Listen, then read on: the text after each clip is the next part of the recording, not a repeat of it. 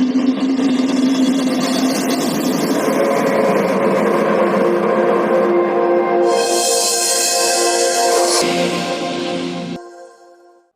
दोस्तों, कैसे हैं आप सब। उम्मीद है आप सब अच्छे होंगे।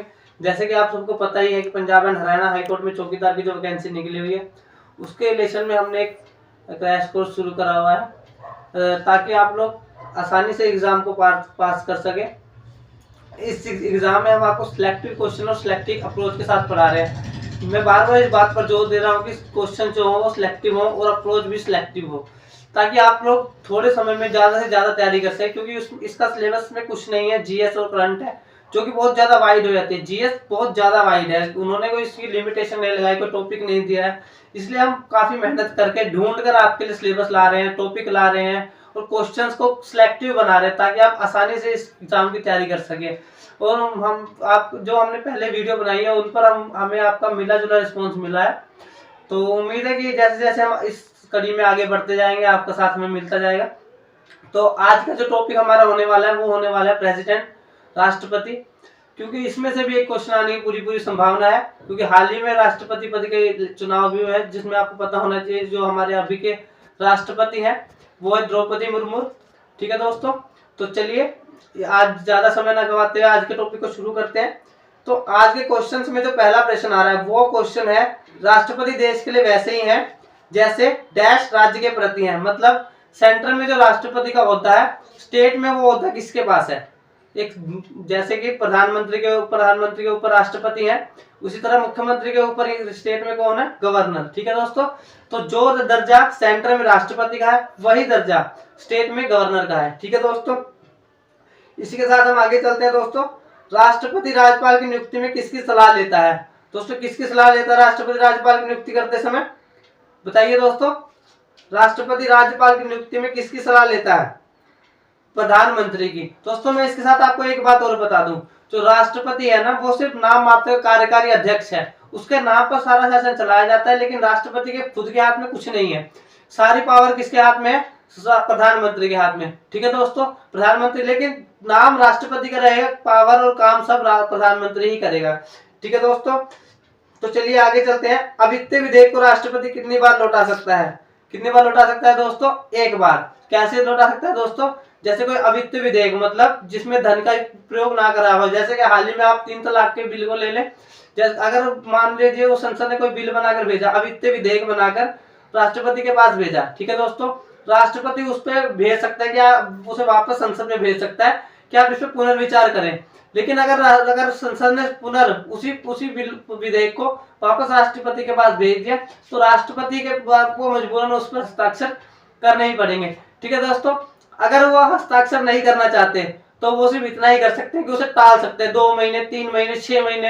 ये राष्ट्रपति की एडिशनल पावर है कि वो उस बिल को लेट कर सकता है, विधेयक को लेट कर सकते हैं, लेकिन उसे मना नहीं कर सकते कि मैं इसमें सिग्नेचर नहीं करूंगा। अंत में उन्हें सिग्नेचर करने ही पड़ेंगे। ठीक है दोस्तों, तो चलिए दोस्तों आगे चलते हैं। अगला प्रश्न हमारा होने वाला है, निम्नलिखित प्रस्ताव में से किसका संदर्भित संबंध संघीय बजट से है।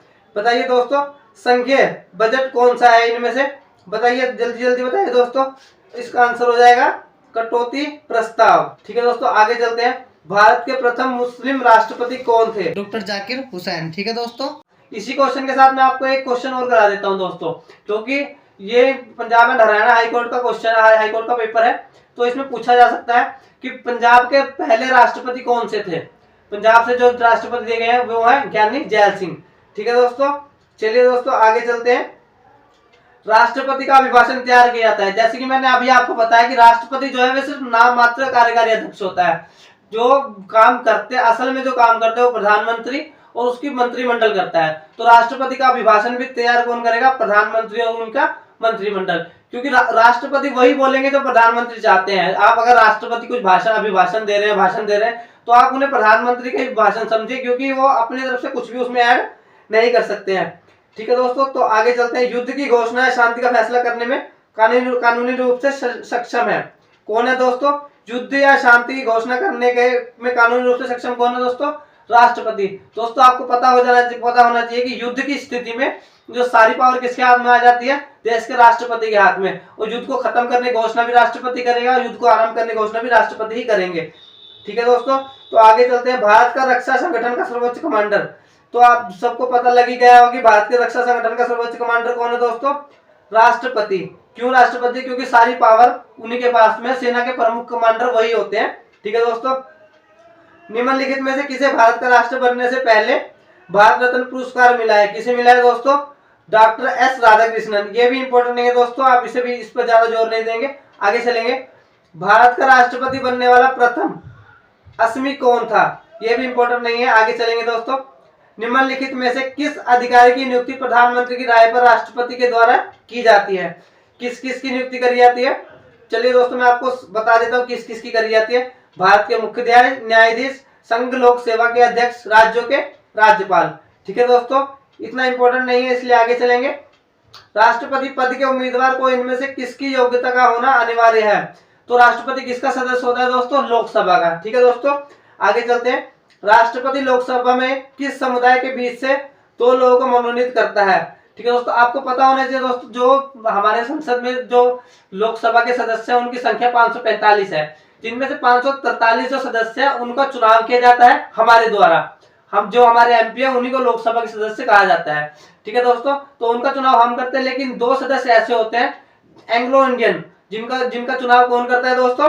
राष्ट्रपति अपनी मर्जी से उन्हें मनोनीत करता है। ठीक है दोस्तों, आगे चलते हैं। राज्यसभा में राष्ट्रपति द्वारा कितने सदस्य मनोनीत करे जाते हैं? तो राज्यसभा में कितने करे जाते हैं? 2। ठीक है, राज्यसभा में भी और लोकसभा में, दोनों में 2-2 ही करे जाते हैं।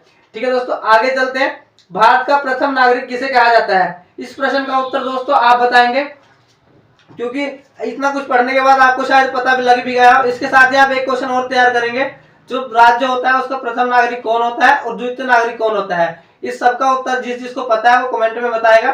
ठीक है दोस्तों, तो उम्मीद है आपको आज का सेशन पसंद आया होगा, क्योंकि इसमें सिलेक्टिव क्वेश्चन और सिलेक्टिव अप्रोच। आप ये मत सोचिए कि मैं आपको कम पढ़ा रहा हूँ, मैं हम बार एक ही बात पर जोर दे रहा हूँ, सिलेक्टिव क्वेश्चन, सिलेक्टिव अप्रोच, ताकि आप लोग ज्यादा से ज्यादा तैयारी कर सके। जीके बहुत वाइड है और मैं उसमें से छांट कर बहुत मेहनत करके पेपर को एनालाइज करके आपके लिए क्वेश्चंस तैयार करके ला रहा हूँ। हमारा चैनल अभी नया है, तो हो सकता है आपको बैकग्राउंड में या साउंड में को काफी दिक्कत आ रही हो, ब्लैक व्हाइट बोर्ड वगैरह नहीं है अभी हमारे पास, लेकिन हम कोशिश कर रहे हैं जैसे जैसे आप लोगों का साथ हमें मिलता जाएगा, हम अपने बैकग्राउंड में अपनी इमेज क्वालिटी, अपनी पिक्चर क्वालिटी सब कुछ सुधार लेंगे। दोस्तों प्लीज आप सबसे रिक्वेस्ट है, हमारे चैनल को ज्यादा से ज्यादा लाइक करें, सब्सक्राइब करें और वीडियो को शेयर करते रहें, ताकि हमें आपका सपोर्ट मिल सके। थैंक यू दोस्तों, जय हिंद।